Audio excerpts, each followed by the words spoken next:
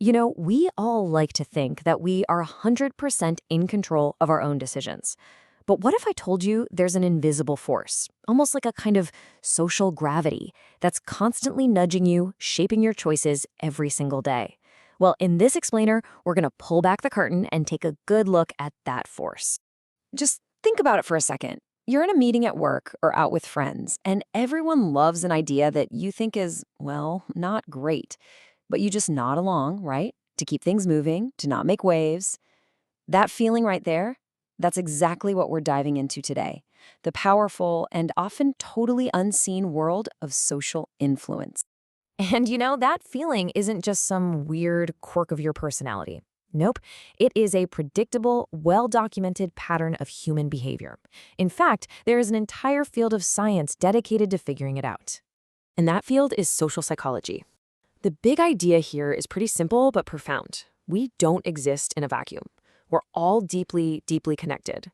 The people around us are constantly shaping who we are, what we think, and what we do, just as we are shaping them. And the engine driving all of this is what we call social influence. This is that invisible pull I was talking about. It's how the mere presence of other people, whether they're right there in the room with you or just an idea in your head, can literally change your behavior. So one of the most powerful ways we feel this pull is our tendency to just go with the flow, to follow the crowd. Let's look at a really classic experiment that shows just how incredibly strong this urge can be. All right, I've got a simple little test for you. Take a look at the standard line on the left side of the screen. Now, which of the three lines on the right, 1, 2, or 3, is the exact same length? Go ahead, take a good look. Got your answer? It's line 2, isn't it? The answer is pretty obvious. Seems like a dead simple test. But what happens when we add a little bit of social pressure into the mix? Okay, so imagine this. You're in a room with a bunch of other people, and one by one, 7 people before you confidently say the answer is line 1. They're all in agreement. And now it's your turn. Suddenly, that simple, obvious answer doesn't feel so simple anymore, does it? You start to doubt your own eyes. This is precisely what the psychologist Solomon Asch studied, and he found that a truly shocking number of people will actually give the wrong answer just to fit in with the group. And that phenomenon has a name. It's called conformity.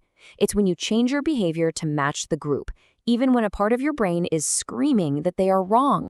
So why on earth do we do this? Well, it basically boils down to 2 key reasons. First, there's what's called normative influence. That's just our deep-seated, very human desire to be liked and to fit in. We don't want to be the weird one out. But there's also informational influence. This is when we assume that if everyone else agrees on something, they must know something we don't. We use them as a source of information. Now look, conformity isn't always a bad thing, right? It helps society run smoothly, but, and this is a big but, when this pressure to agree happens inside an important decision-making group, or when we feel anonymous inside a crowd, it can become incredibly dangerous. I am sure this image feels a little too familiar to some of you.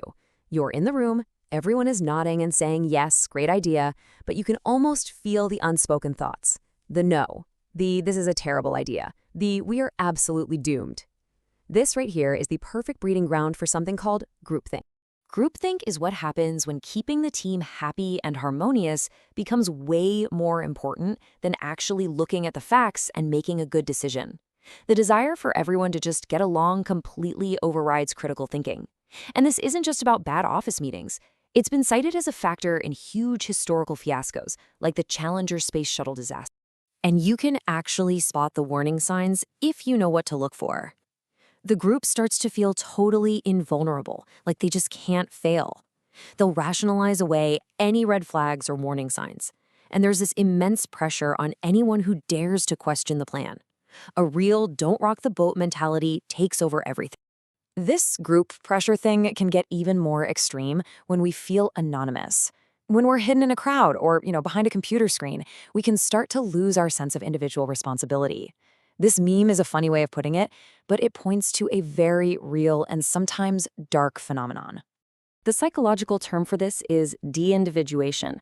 It's that feeling of getting totally swept up in a crowd, maybe at a big concert or sports game. Your personal identity kind of fades into the background. And along with it, so does your sense of personal responsibility for your actions. And if this is starting to sound a lot like the internet to you, you are 100% right.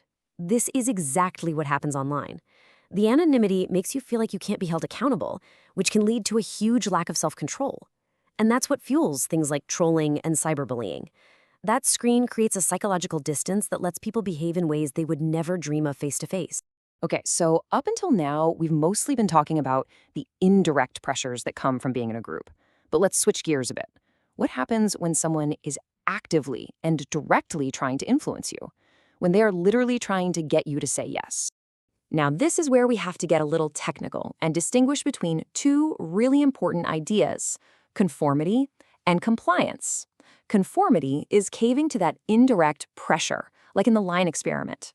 Compliance, on the other hand, is when you change your behavior because someone makes a direct request. Think of it like this. Conformity is the unspoken pressure you feel to wear the right clothes to a party. Compliance is when a salesperson walks up to you and asks, "Can I help you find something?" It's an explicit ask. And trust me, this is not just some dusty old concept from a psychology textbook. The entire fields of marketing, advertising, and sales are built on understanding the principles of compliance.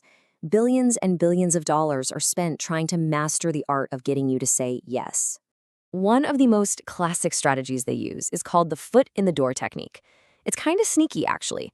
It starts with a really small, easy request that's hard to say no to, like, "Would you sign this petition?" Once you've agreed to that small thing, you are psychologically much more likely to agree to a much bigger request later on, like, "Would you be willing to donate to our cause?" So from the unspoken pressure you feel in a meeting to a direct sales pitch, these forces are absolutely everywhere, all the time. The goal here isn't to become immune to them. That's impossible. It's simply to become aware. So I'll leave you with this to think about. Now that you can see the invisible pole, what might you do differently tomorrow?